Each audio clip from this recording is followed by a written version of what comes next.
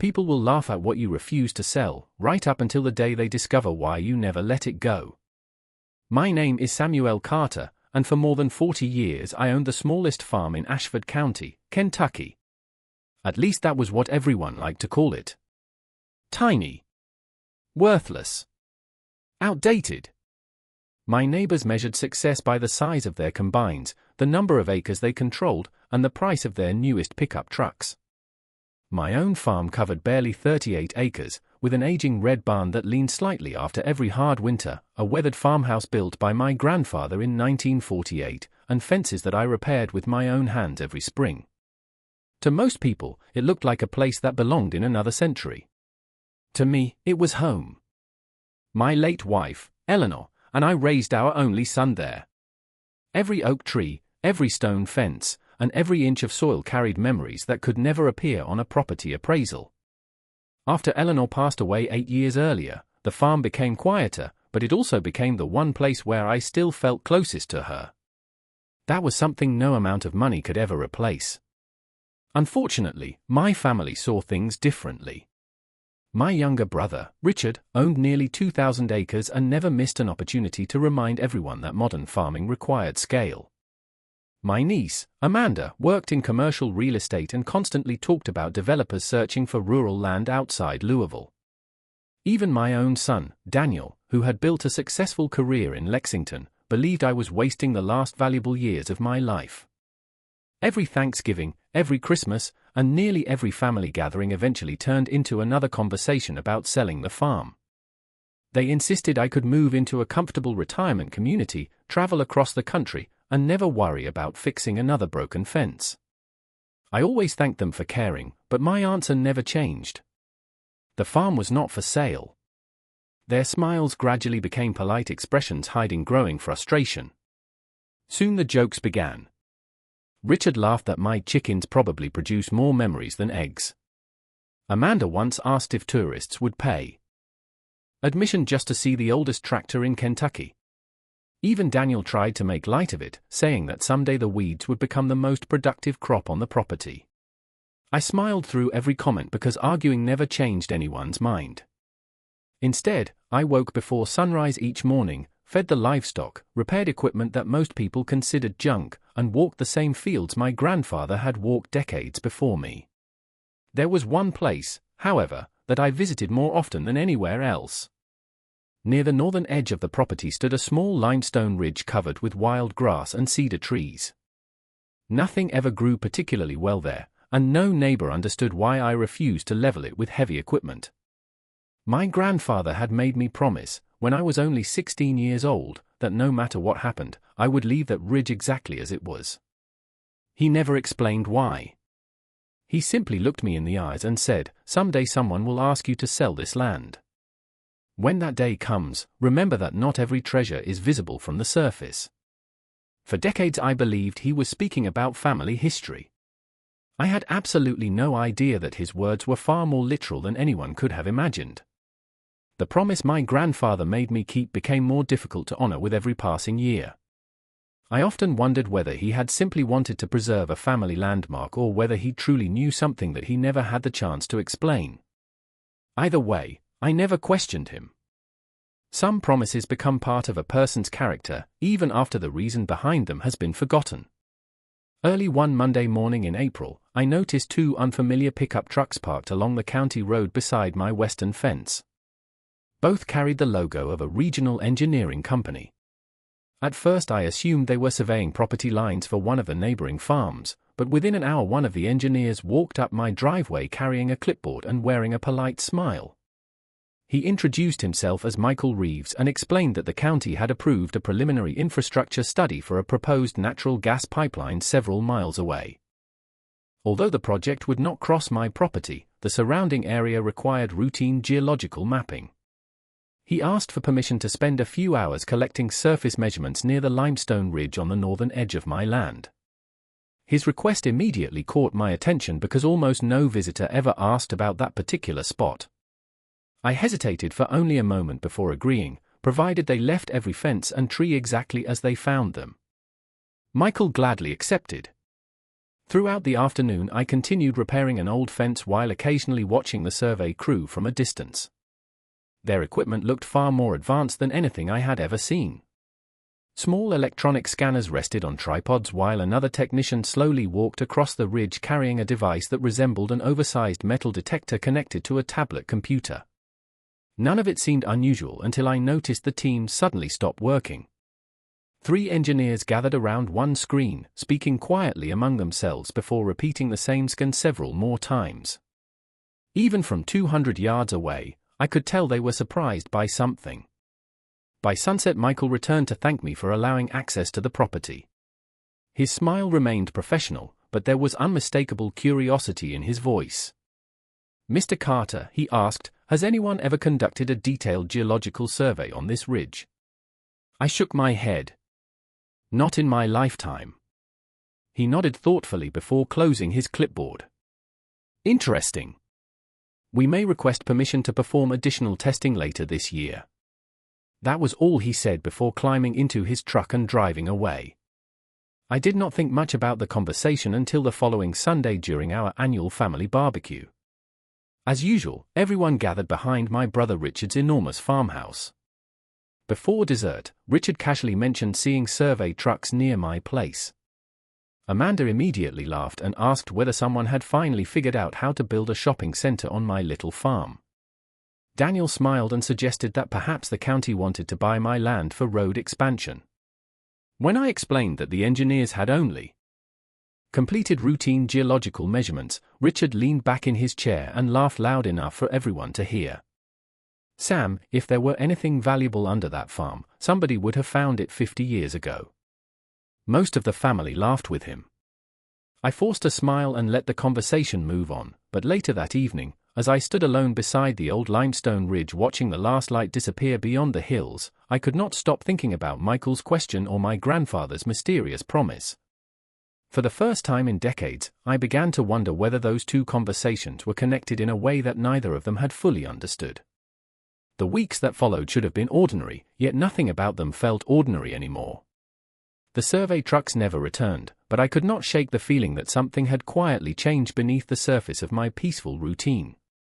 Every morning I walked the same fields with my old border collie, checked the fences, fed the cattle, and stopped for a few moments at the limestone ridge before heading back toward the barn. I had done those things for decades without giving the ridge much thought beyond honoring my grandfather's request. Now I found myself studying every rock, every patch of cedar, and every uneven stretch of ground as though the land itself might finally decide to answer questions that had waited almost half a century. About 3 weeks later, an official envelope arrived from the engineering company. Inside was a courteous letter requesting permission for a second, more detailed geological assessment. The company explained that preliminary readings had revealed an unusual underground formation that deserved additional study. They emphasized that the work would remain completely non-invasive unless I granted separate approval for future testing. The language sounded careful and professional, yet one sentence immediately caught my attention. It stated that the underground anomaly appeared to extend well beyond ordinary limestone deposits commonly found throughout the region. I read that sentence 5 times before folding the letter and placing it inside the same kitchen drawer where I kept my grandfather's pocket watch. Something about those words made my heart beat a little faster. Even so, I signed the permission form. I believed that learning the truth could not possibly hurt the land as long as they respected it. News travels quickly through small farming communities, and somehow my family learned about the second survey before the engineers even arrived. Daniel called one evening after dinner. He sounded cheerful at first, asking about my health and whether I needed help repairing the barn roof before finally bringing up the survey. He suggested that if developers had become interested in the property, perhaps it was finally time for me to consider selling while the market remained strong.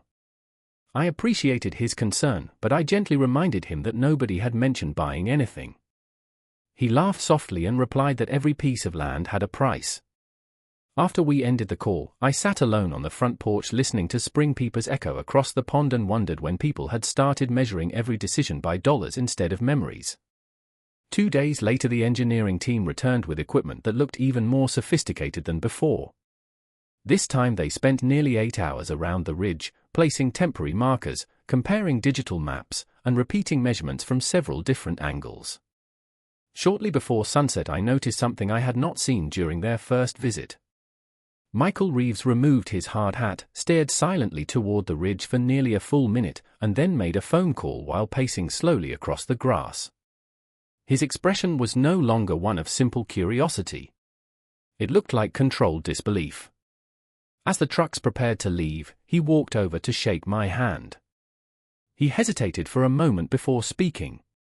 "Mr. Carter," he said carefully, "I cannot discuss our findings until they are officially reviewed, but I strongly recommend that you do not sell this property to anyone, regardless of what they may offer you over the next few weeks." Before I could ask another question, he climbed into his truck and drove away, leaving me standing alone beside the quiet old ridge with more questions than answers and the unmistakable feeling that my family's laughter was about to face its greatest test. I did not tell anyone about Michael's warning. Some words carry too much weight to repeat before you understand them yourself. Life on the farm continued as it always had, at least on the surface. The cattle still needed feeding before sunrise, the vegetable garden still demanded attention, and the old tractor still refused to start on cool mornings without a little patience.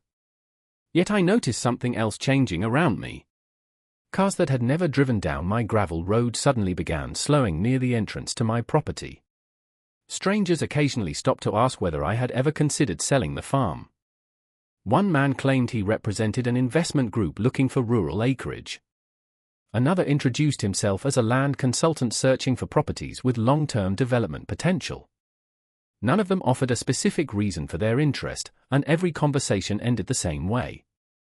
I thanked them politely and wished them a safe drive home. Within 10 days the offers became larger. The first proposal arrived by certified mail. It was nearly twice the assessed value of my entire property. I folded the letter without signing anything. 3 days later another offer arrived, this time almost 3 times higher. That was when I realized Michael had known exactly what he was talking about. Someone else had seen the survey results, or at least enough of them to believe my little farm was suddenly worth pursuing. I called the engineering company hoping to speak with Michael, but his assistant explained that all findings remained confidential until the review process had been completed. She apologized sincerely but could reveal nothing further. Her careful tone only deepened the mystery. The following weekend Daniel unexpectedly drove out to visit me. He rarely came without calling first. He walked through the farmhouse with the familiar smile of a son who had grown up there, yet I sensed he was distracted. After helping me replace a broken porch step, he finally admitted that a commercial broker had contacted him earlier that week asking whether he believed I might be willing to sell. The broker had even mentioned numbers that seemed impossible for such a modest property. Daniel looked genuinely confused. "Dad," he said quietly, "I have never seen people chase 38 acres like this before. Do you know something that I do not?" I answered honestly that I knew very little. I told him only about the engineering surveys and the unusual geological formation they had mentioned. He stared toward the limestone ridge for a long moment before asking whether grandfather had ever spoken about that part of the farm. I smiled faintly and repeated the same story I had heard when I was 16, the promise never to disturb the ridge and the mysterious words about treasure hidden beneath the surface. Daniel chuckled at first, assuming it was another one of grandfather's colorful sayings, but his laughter faded when he realized I was completely serious. Before leaving, he placed his hand on my shoulder and said something that surprised me.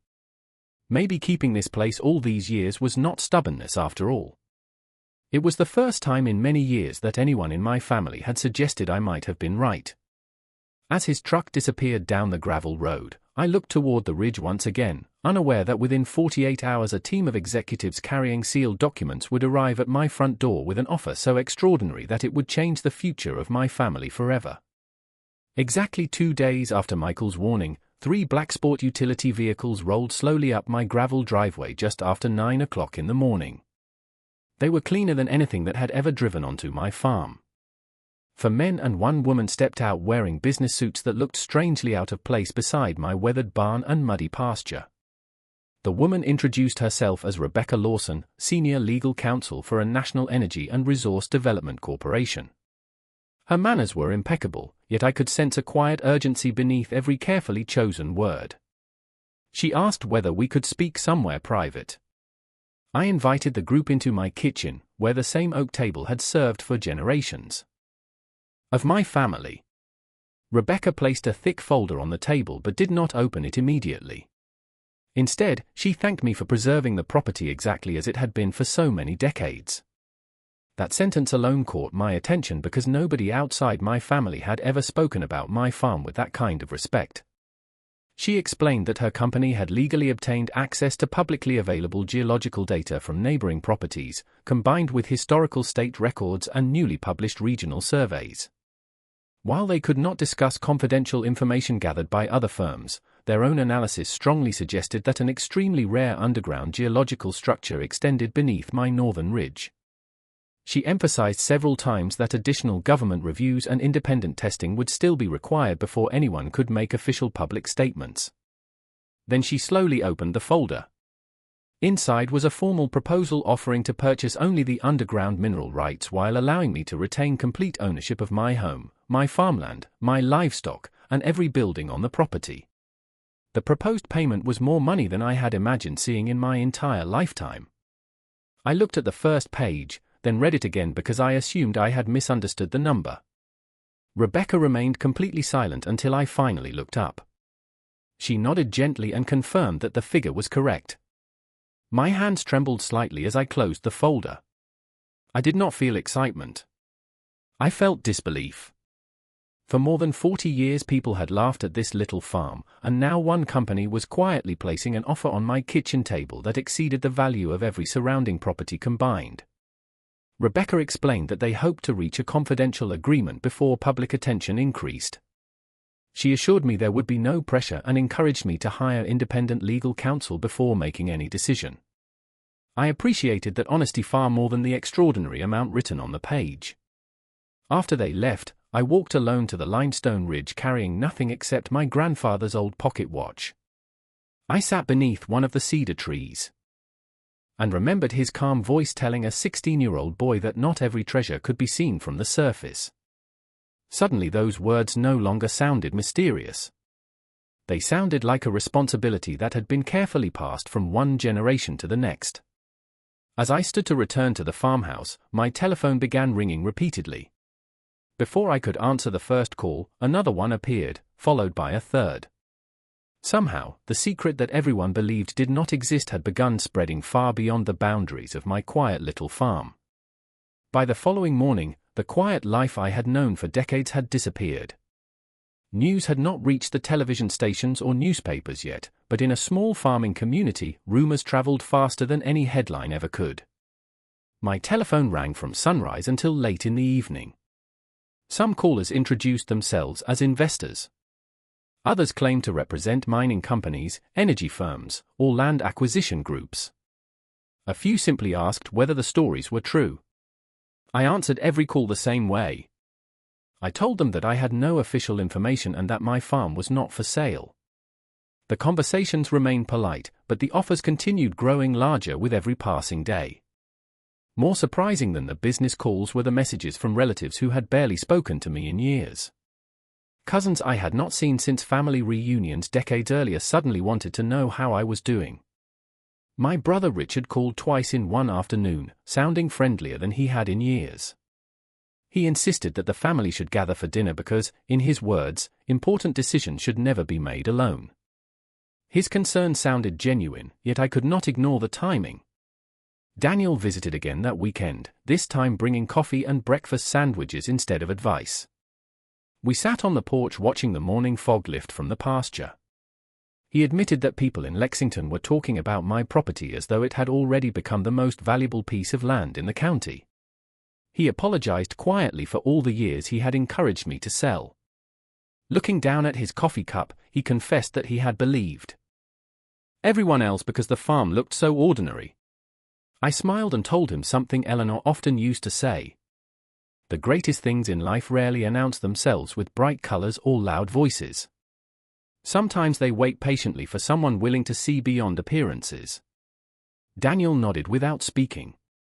Later that afternoon he helped me repair another section of fence, just as he had done when he was a teenager.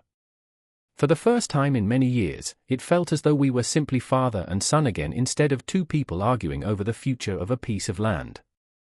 Early the next week, Rebecca Lawson returned with a licensed geologist named Dr. Henry Collins. Unlike the previous meetings, this visit was not about money. Dr. Collins carefully unfolded several detailed geological maps across my kitchen table. He explained that while government verification was still underway, every independent analysis pointed toward the same remarkable conclusion. Deep beneath the limestone ridge lay an exceptionally rare geological formation associated with strategic mineral deposits that were becoming increasingly important to advanced technology and national infrastructure. He emphasized that no responsible expert could estimate the full economic value until extensive testing had been completed. However, based on similar discoveries elsewhere, the long-term value could reach figures that most people would consider almost unimaginable. I listened quietly, remembering every joke my family had made about my little farm over the years. Yet strangely, I felt no desire for revenge. I only wished Eleanor had been sitting beside me to hear what my grandfather had somehow known long before any scientist arrived with sophisticated equipment. Before leaving, Rebecca handed me another sealed folder and suggested that I review it with an independent attorney before making any commitment. As I watched their vehicles disappear down the gravel road, another unfamiliar truck slowly turned into my driveway. This visitor was not carrying maps, legal documents, or business proposals. He carried a weathered wooden box bearing my grandfather's name, and he said he had been waiting more than 30 years for the right moment to deliver it. The elderly man introduced himself as Walter Benson, a retired attorney who had worked with my grandfather many years earlier. He carried the wooden box with both hands as though it contained something far more valuable than its worn appearance suggested. After we sat down at the kitchen table, he explained that my grandfather had visited his office shortly before his death and entrusted him with the box under one condition. Walter was never to deliver it unless there was undeniable evidence that someone had finally discovered the true significance of the Northern Ridge. He admitted that for more than 30 years he believed the request had been nothing more than an old farmer's sentimental wish. Only after hearing recent rumors about unusual geological surveys did he decide the time had come to honor that promise. My hands felt strangely heavy as I lifted the lid.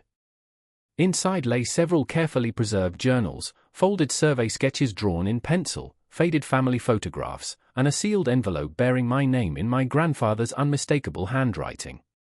I opened the letter first. He wrote that every generation is tested differently. Some are tested by hardship, others by success. He warned that if the land ever revealed what had always been hidden beneath it, people would suddenly see value where they had once seen only failure. He urged me never to confuse wealth with wisdom and never to let unexpected fortune divide the family he had spent his life trying to hold together. His words felt less like a prediction and more like he had somehow watched the future unfold decades earlier. Walter then pointed to one of the journals. It described conversations my grandfather had held during the early 1960s with a state geologist who happened to be mapping rock formations across central Kentucky. According to the handwritten notes, the geologist believed the unusual mineral composition beneath our ridge deserved further study, but at the time the available technology was too limited and the commercial value appeared uncertain. Before additional research could continue, funding disappeared and the project was quietly abandoned. My grandfather never forgot that conversation. Rather than chasing speculation, he simply protected the land, convinced that one day science would catch up with what nature had already created. As I finished reading, I realized he had never kept the ridge untouched because he knew exactly what lay below it. He preserved it because he believed future generations deserved the chance to discover the truth without destroying it first. That realization filled me with an even greater sense of responsibility. Before leaving, Walter smiled gently and told me that my grandfather often said character was the only inheritance that could increase in value every time it was shared. After he drove away, I carefully placed the journals back inside the wooden box and locked it inside the old cabinet where Eleanor used to keep our family records. That evening Daniel returned after work, and together we read every page until well after sunset. For the first time, he understood that this story had never truly begun with billion-dollar offers or corporate executives. It had begun with one quiet man who chose patience over profit. As we closed the final journal, headlights appeared at the end of the driveway once again, but this time the vehicles belonged to members of my own family, and judging by the number of cars pulling onto the property, they had not come merely to pay me a friendly visit. When I opened the front door, I found Richard standing at the front of a group of relatives who had rarely shown much interest in my little farm before the recent rumors began. Behind him were my niece Amanda, 2 cousins, and several family members who suddenly seemed eager to spend time together. Richard smiled warmly and suggested that everyone had simply wanted to check on me because so much unexpected attention had fallen upon the property. I invited them inside because that was how Eleanor and I had always welcomed guests, regardless of the circumstances. The conversation began with old family stories, memories of holiday dinners, and laughter that had been absent for many years. Yet it did not take long before the discussion slowly drifted toward the land. Amanda commented that the farm had become famous almost overnight. One cousin joked that perhaps grandfather had hidden a fortune beneath the ridge after all. Richard finally leaned forward and spoke in a calm voice. He said that if the rumors were true, the family should begin thinking about the future together.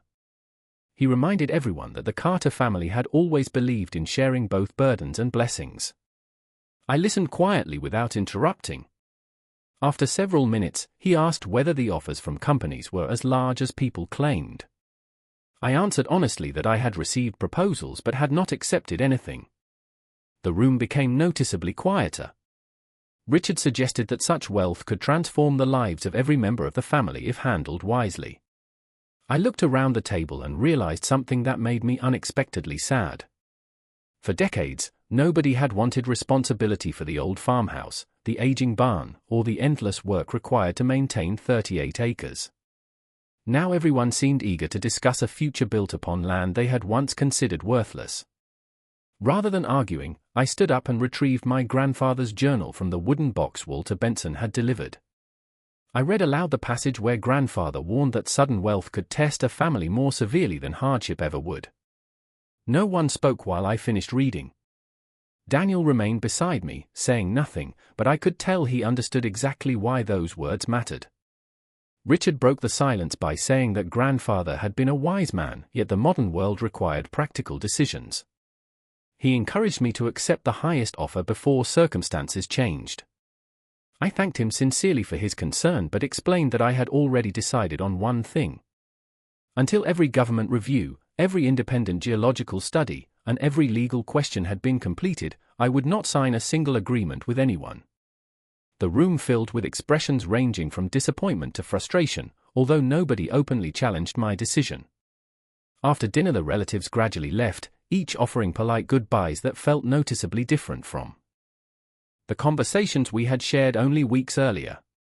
Once the last vehicle disappeared down the driveway, Daniel helped me clear the table. He quietly admitted that he now understood why grandfather had trusted me with protecting the farm. Character, he said, was becoming more valuable than whatever lay beneath the ridge. I smiled because those words meant more to me than any offer written on expensive paper.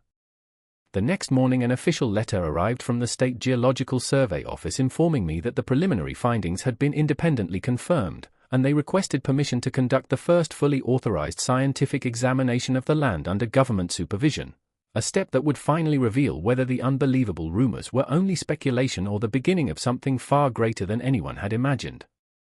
The official examination began early the following week under the supervision of state geologists, environmental specialists, and independent engineers. Unlike the earlier private surveys, every procedure was carefully documented, every measurement witnessed, and every result recorded according to government standards. Temporary equipment surrounded the northern ridge, yet the work remained remarkably respectful of the land itself. I appreciated that more than anyone realized.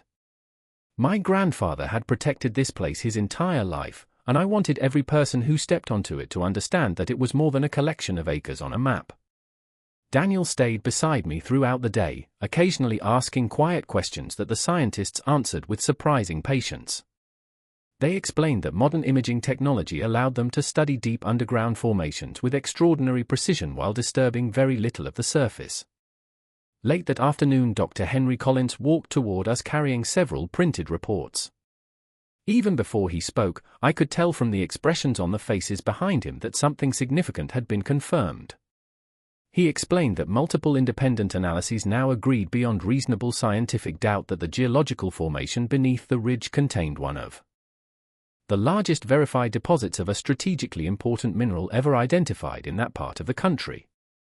Although years of additional testing, environmental review, and regulatory approval would still be required before any commercial activity could begin, the existence of the deposit itself was no longer speculation. It was an established scientific fact. For a few moments I simply stood in silence looking across the same fields where I had spent most of my life repairing fences, cutting hay, and watching the seasons change. Nothing about the landscape looked different, yet everything had changed forever. Within hours the official announcement reached regional news organizations. Television crews arrived near the county road, reporters requested interviews, and helicopters occasionally passed overhead. The quiet farm that people had ignored for decades suddenly became a destination. More offers followed almost immediately, each larger than the one before. Some companies proposed partnerships instead of purchases. Others suggested long-term royalty agreements that could extend for generations. I refused to rush. Every document was reviewed by independent attorneys, financial advisors, and environmental experts before I even considered reading the numbers. That evening Richard returned alone. His confident tone from earlier visits had disappeared. He apologized for the years he had mocked my refusal to sell the farm and admitted that he had mistaken patience for stubbornness. I thanked him for his honesty because apologies become meaningful only when they ask for nothing in return. We talked for nearly an hour about grandfather, about Eleanor, and about how easily people overlook quiet faithfulness while chasing obvious success. Before leaving, Richard looked toward the ridge and smiled sadly. He said that perhaps the greatest treasure had never been hidden underground at all. Perhaps it had been the lesson that some things become valuable only to those willing to protect them before anyone else understands their worth. After he drove away, Daniel and I walked together beneath the evening sky. The farm remained peaceful despite the growing attention surrounding it. I realized then that the billion-dollar discovery had not truly changed who I was. It had simply revealed who everyone else chose to become when fortune finally knocked on an old farmhouse door. Over the following months, every major decision moved forward with remarkable care. Teams of environmental scientists completed extensive studies to ensure that the farmland, nearby streams, and surrounding wildlife would remain protected before any long-term development could even be considered. Independent attorneys reviewed every proposed agreement line by line, while financial advisors repeatedly reminded me that the largest offer was not always the wisest choice. I remembered my grandfather's words every time another contract arrived on the kitchen table. Wealth could disappear through poor judgment, but character remained valuable no matter what happened. That simple truth guided every conversation. Eventually I accepted a partnership agreement rather than a complete sale of the mineral rights. The arrangement guaranteed that ownership of the farm would remain with my family while any future resource development would proceed under strict environmental standards, with long-term royalties supporting future generations instead of a single payment that could easily be forgotten. Many people told me I could have earned even more money by choosing a different offer, but I slept peacefully knowing that the land would not be stripped of its dignity simply because it had become valuable. The first royalty payment arrived many months later.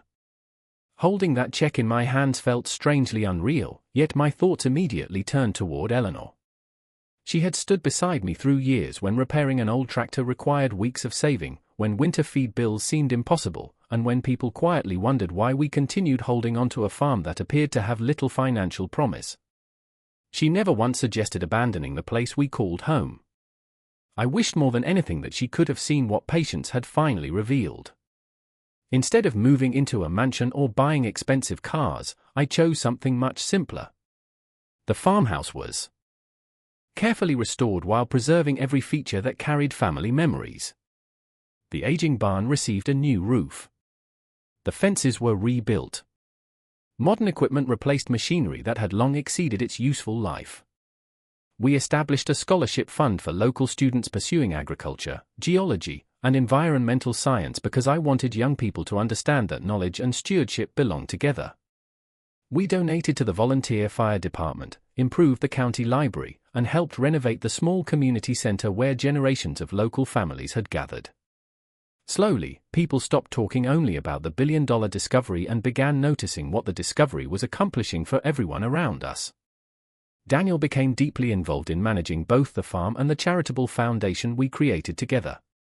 Watching him rediscover his pride in the land gave me greater satisfaction than any financial statement ever could.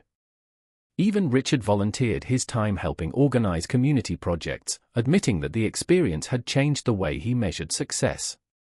One quiet autumn evening I walked once again to the northern ridge carrying my grandfather's pocket watch. The setting sun painted the fields with the same golden light I had admired for decades before anyone believed the farm held extraordinary value. Standing there, I realized the ridge itself had not transformed my life. It had simply uncovered lessons that had always been buried beneath pride, impatience, and appearances. My grandfather had protected the land because he trusted the future more than immediate reward. Eleanor had believed in our simple life because she valued faithfulness over comfort. Their quiet examples became the greatest inheritance I would ever receive. As the evening breeze moved gently through the cedar trees, I closed the pocket watch, smiled toward the farmhouse waiting in the distance, and finally understood that the richest man in the county had never been the one who discovered a fortune beneath his land, but the one who never lost sight of what truly made that land worth keeping. Several years passed more quickly than I ever imagined. The excitement that had once surrounded the discovery gradually settled into a quieter rhythm, replaced by careful planning, responsible development, and the steady routines that had always defined life on our farm. Visitors still arrived from time to time, curious to see the property they had read about in newspapers or watched on television, yet most left surprised by how ordinary everything appeared. The cattle still grazed across the same pastures. The old oak tree still cast its afternoon shadow over the porch. The farmhouse still welcomed neighbors with fresh coffee and homemade pie whenever someone stopped by. The greatest changes had taken place in the people rather than in the landscape. Daniel had grown into a thoughtful leader whose decisions reflected patience instead of urgency. Watching him work alongside engineers one day and local farmers the next reminded me of the balance my grandfather had always believed was possible. Modern progress did not have to erase old values if people chose wisdom over convenience. The Scholarship Foundation expanded beyond anything I had first imagined. Young men and women from small farming communities across Kentucky returned after college to thank us for helping them study agriculture, geology, environmental science, and engineering. Many of them confessed that before hearing our family's story, they believed success could only be found by leaving rural life behind. Now they wanted to bring knowledge back home instead of searching for opportunity somewhere else. Those conversations became some of the most meaningful rewards I had ever received. One spring afternoon, Amanda visited the farm carrying a scrapbook she had quietly assembled over the previous few years. Inside were newspaper articles, family photographs, handwritten recipes from Eleanor, copies of my grandfather's journal entries, and letters from students whose lives had been changed by the foundation. She admitted that she had once viewed the land only as an asset with financial value. Looking through those pages had helped her realize that the true inheritance of the Carter family had never been measured in dollars. It had been measured in the examples quietly passed from one generation to the next. I thanked her because those words would have meant a great deal to both Eleanor and grandfather. Later that summer, the county organized a community celebration recognizing local families whose contributions had strengthened the region over many decades. I felt almost embarrassed when they invited me to stand on the stage. Looking across the crowd, I recognized neighbors who had helped repair barns after storms, teachers who had encouraged local children, volunteer firefighters who had served without expecting recognition, and lifelong farmers whose names would never appear in national headlines. I realized that my story had become widely known only because something extraordinary had been discovered beneath my land. Their stories were no less remarkable simply because no cameras had ever recorded them.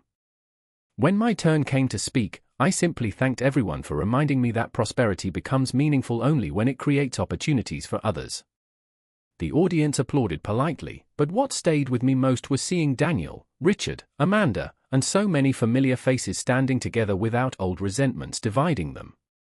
As the evening ended and the sun disappeared beyond the rolling Kentucky hills, I quietly thanked God for allowing an unexpected blessing to heal relationships that years of ordinary conversations had never managed to repair, proving once again that the greatest discoveries in life are often found not beneath the ground, but within the hearts willing to grow together. Many years have passed since the day people first began stopping their cars outside my little farm to wonder what might be hidden beneath the northern ridge. The headlines eventually faded, television crews found new stories to chase, and the excitement that once seemed impossible to escape quietly became another chapter in the history of Ashford County. Yet every morning, when I step onto the front porch with a cup of coffee and watch the sunrise spread across the fields, I am reminded that the most important part of my story was never the discovery itself. The land still asks for the same simple things it always has. Fences must be repaired. Grass must be cut. Trees must be trimmed. Seasons continue changing without caring whether the ground beneath them is worth thousands of dollars or billions. That quiet truth has become my greatest teacher. Daniel now manages most of the daily responsibilities with confidence, and seeing him walk the property with his own children fills me with a peace I once feared I would never know. They have learned every story my grandfather told me, every lesson Eleanor quietly demonstrated through her kindness, and every reason our family chose stewardship instead of greed. Sometimes my grandchildren ask whether I always knew the ridge contained something extraordinary. I smile and tell them the same answer every time. No, I did not know what rested beneath the ground. I simply trusted the people who came before me enough to believe that some promises are worth keeping even when nobody else understands them. The Scholarship Foundation continues helping young people build meaningful futures, the community projects continue serving our neighbors, and the farm remains a place where people are welcomed not because of what lies beneath the soil, but because of the values growing above it. From time to time, visitors still ask whether I regret not selling everything immediately when the first enormous offers arrived. They expect me to talk about money or business decisions. Instead, I tell them about Eleanor standing beside me during difficult winters, about my grandfather choosing patience over certainty, about Daniel finding his way back to the family after years of misunderstanding, and about neighbors who taught me that a person's wealth is measured most accurately by the lives they help improve. Those memories have become more valuable than any financial statement could ever be. One quiet autumn evening I carried my grandfather's old pocket watch to the northern ridge for what may have been my final visit there alone. The breeze moved gently across the pasture exactly as it had when I was a young man. I looked toward the farmhouse where generations of my family had laughed, struggled, forgiven one another, and learned that true success is never built upon possessions alone. As I closed the watch and placed it carefully back into my pocket, I finally understood the meaning of the promise my grandfather had protected for so many years. The secret beneath the farm had never existed to make one family wealthy. It existed to reveal whether one ordinary family could remain humble after receiving an extraordinary blessing. Looking across the fields glowing beneath the Kentucky sunset, I knew that the greatest inheritance I would ever leave behind was not the remarkable land itself, but the reminder that character, faithfulness, and love will always outlast every fortune hidden beneath the earth. Not long after my grandchildren became old enough to understand the history of our family, they began asking to walk with me to the northern ridge every autumn. It became a tradition that none of us ever planned. We would leave the farmhouse just before sunset, cross the familiar pasture, past the weathered fence posts that had stood through countless seasons, and stop beneath the same cedar trees where my grandfather had once shared his quiet wisdom with me. They always expected another story about the remarkable mineral deposit hidden beneath the farm, but each year I surprised them with a different lesson instead. One evening my oldest grandson pointed toward the distant equipment that could occasionally be seen beyond the protected work area and asked whether that was where our family's fortune had come from. I smiled and shook my head. I told him that our fortune had begun many years before anyone discovered what rested underground. It began the day his great-great-grandfather chose integrity instead of easy money. It grew stronger every time Eleanor encouraged hope during difficult seasons. It became even richer when Daniel chose reconciliation instead of regret. The mineral deposit only revealed what had already been growing inside our family for generations. The children listened quietly, perhaps understanding only part of what I meant, yet I knew that wisdom often needs years before it fully takes root. As time continued passing, the farm became known throughout Kentucky for something unexpected. Visitors no longer came simply because of the extraordinary discovery. Schools organized educational trips to learn about responsible land stewardship, environmental protection, and the importance of preserving family history.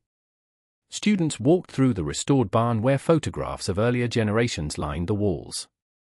They visited the scholarship center built beside the farmhouse and read copies of my grandfather's handwritten journals displayed inside protective glass. More than once I watched young people pause before one particular sentence written in faded ink. Not every treasure is visible from the surface. Those simple words had shaped for generations of our family, and now they were quietly inspiring countless others. One crisp October afternoon, Walter Benson returned for one final visit. Age had slowed his steps considerably, but his smile remained exactly as I remembered. We sat together on the porch watching the evening light settle across the fields. He admitted that delivering the wooden box all those years earlier had been one of the most meaningful moments of his long career. Before leaving, he placed a gentle hand on my shoulder and said that my grandfather would have been proud, not because the land had become valuable, but because the promise had been honored. After he drove away, I remained on the porch long after darkness covered the farm. I listened to the familiar sounds of crickets, distant cattle, and the wind moving softly through the trees. Everything felt wonderfully ordinary, and I realized that ordinary moments had always been the true gift hidden within this extraordinary journey. Looking toward the farmhouse glowing warmly against the Kentucky night, I understood that every generation leaves behind something greater than property or wealth. We leave behind examples. Those examples become the invisible inheritance that guides children long after every headline has disappeared, every fortune has changed hands, and every secret beneath the earth has finally been uncovered. As the years gently unfolded, I found myself walking a little slower across the farm, yet every familiar path still felt like home. Daniel had become the steward of the land in every sense of the word. He no longer spoke about opportunities measured only by profit.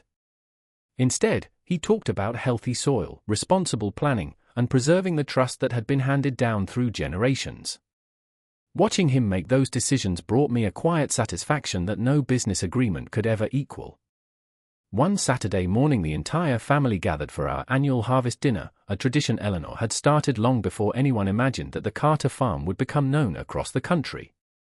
Children ran through the fields laughing, grandchildren chased one another around the old oak tree, and neighbors carried homemade pies into the farmhouse just as they had for decades. Looking around the crowded table, it became almost impossible to remember that there had once been a time when misunderstandings and disappointment had divided so many of us. Richard sat beside Daniel discussing improvements to the community garden. Amanda shared photographs from another group of scholarship recipients who had recently graduated from college. Their conversations were no longer centered on hidden wealth beneath the ridge. They were centered on the lives that wealth had quietly helped improve. After dinner, my oldest granddaughter asked if she could see the wooden box Walter Benson had delivered so many years before. Together we opened it on the dining room table. The journals remained carefully preserved, the faded maps were still neatly folded, and my grandfather's letter looked exactly as it had the first day I unfolded it with trembling hands. I invited each grandchild to read a page aloud. Their young voices filled the room with words written decades before they were born. As they finished, I explained that every family eventually receives an inheritance. Sometimes it arrives as money. Sometimes it arrives as land. But the inheritance that shapes a person's life most deeply is the example left by those who came before. That lesson, I told them, could never be lost unless they chose to forget it. They listened with the same quiet attention I once gave my grandfather beneath the cedar trees, and for a brief moment it felt as though the generations had become connected by something far stronger than time itself. Later that evening I walked alone to the northern ridge one final time before the sun disappeared beyond the Kentucky hills. The protected landscape looked almost unchanged from the day I first inherited the farm. Birds still settled into the trees. The wind still carried the scent of fresh hay across the fields. The earth beneath my feet held the same remarkable secret that had transformed our lives, yet standing there I realized that the greatest miracle had never been what rested below the surface. The true miracle was that one quiet promise had survived long enough to teach every generation that followed. My grandfather trusted the future without ever expecting to see it. Eleanor believed in hope when there was little evidence to support it. Daniel discovered that humility creates stronger foundations than ambition alone.